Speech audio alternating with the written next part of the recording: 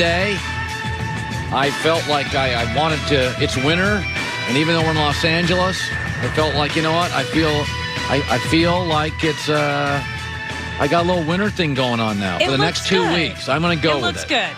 And it's cold everywhere else, so it's kind of like you're showing a little compassion for everywhere else in the world right now. By the way, our thoughts and prayers to people around the country. These stories, my wife and I last night looking at the stuff in Texas. It's heartbreaking. Oh, my God, it's heartbreaking. It's heartbreaking. So we're thinking about you. It's great to have you on a Friday. So yesterday, Carson Wentz got traded right before the show. And this morning, another story came out. God, I have never seen in my life two franchises that regularly go to the playoffs, the Eagles and the Texans, capsize in 2-3 months. The Texans literally are taking on water, and they don't have any life preservers. And Philadelphia this morning, they get worked in that trade with Carson Wentz. And the story out today, they're not going to give the quarterback job to Jalen Hurts. He's going to have to earn it. Oh, boy. So you hire a head coach, young kid, Nick Sirianni, who butchered his press conference, appeared incredibly nervous, unproven, going into a vicious, verbal, intense city with a quarterback competition. I don't remember a time when two, winning franchises, Philadelphia and Houston, have capsized in the offseason. And the offseason just started 2 weeks ago. And I was thinking about the Carson Wentz deal. Obviously, Carson Wentz wins yesterday. He gets a better O-line. He gets a better culture. He gets a better GM. He gets a much better now coach. He gets better weapons. Philadelphia's defense is fine, but I think he gets a little better, younger defense, obviously. But the winner in this is also the NFL. And when you're a well-run business, and I've defended Roger Goodell for years, the media doesn't like the NFL as much because the NFL has power, and the NFL doesn't need the media. The baseball in the NBA, they need the media. So what you'll find with the media is they talk way more NBA than actually there is interest in the NBA. And baseball, because of the newspapers and the box scores, have always had a great relationship with baseball. That's how I grew up. It's how everybody grew up. You go to the newspaper to get your box score. Not as much now, but certainly how many of us are 40 or 50, that's how we lived. But the NFL doesn't need the media. They don't need newspapers. They don't need me. They don't need the radio. And the media likes to feel needed, and the NFL doesn't need them. And for years and years, I always said this about Roger Goodell. I'm like, by and large, this is by far and away the best run league. They don't have nearly the issues of the lack of competition in the NBA. NBA kind of feels like coastal. Baseball, there's the rich, everybody else. But this Carson Wentz deal, this is why it's so great for the NFL. And the Matt Stafford deal for the Rams. The bottom third of teams in any sport don't matter. You're never judged by that. When Michael Jordan ran the NBA, the bottom third of the league was dreck. It was awful. It didn't matter. You don't put them on television. Your network partners and you are not putting them on television. So it didn't matter that the bottom third of the NBA during Jordan's era was awful. Same with Shaq and Kobe. It doesn't matter. If the top of your sport is good, where your best players are on your best teams, hopefully in traditional powers, Green Bay. You want Green Bay to be good in the NFL. You want Pittsburgh to be good. You want the Celtics, Lakers to be good. Miami Heat in the NBA. These are really good, well-run franchises.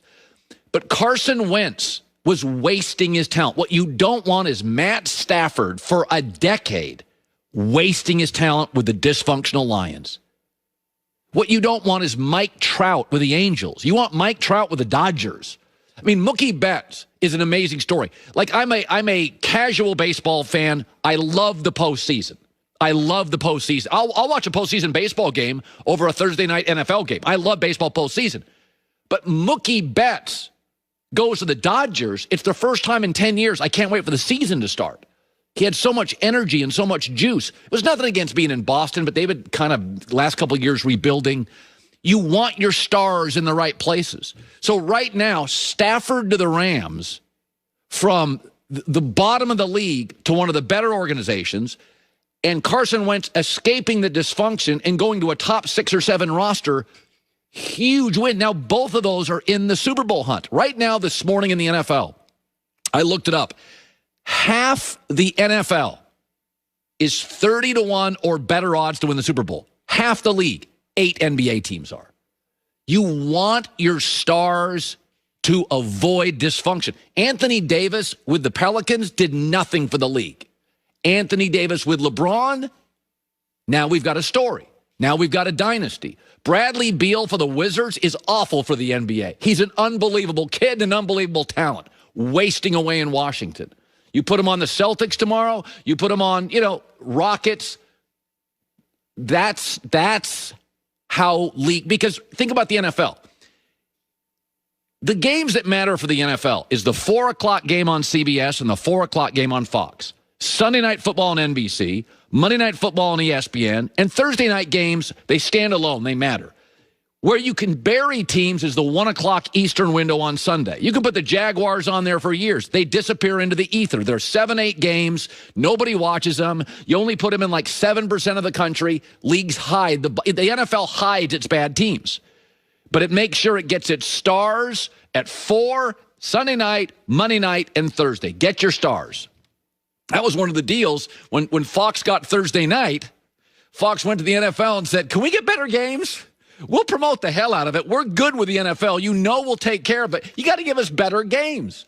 And so suddenly, what did the NFL and Fox do? They gave them more divisional games. Ravens, Steelers, Packers, Bears. That's why Thursday Night Football with Fox has been better, because they gave us better games. Remember when Thursday Night Football used to be on the NFL Network and you get Jags Titans and they'd wear goofy uniforms? You're like, this is bad product.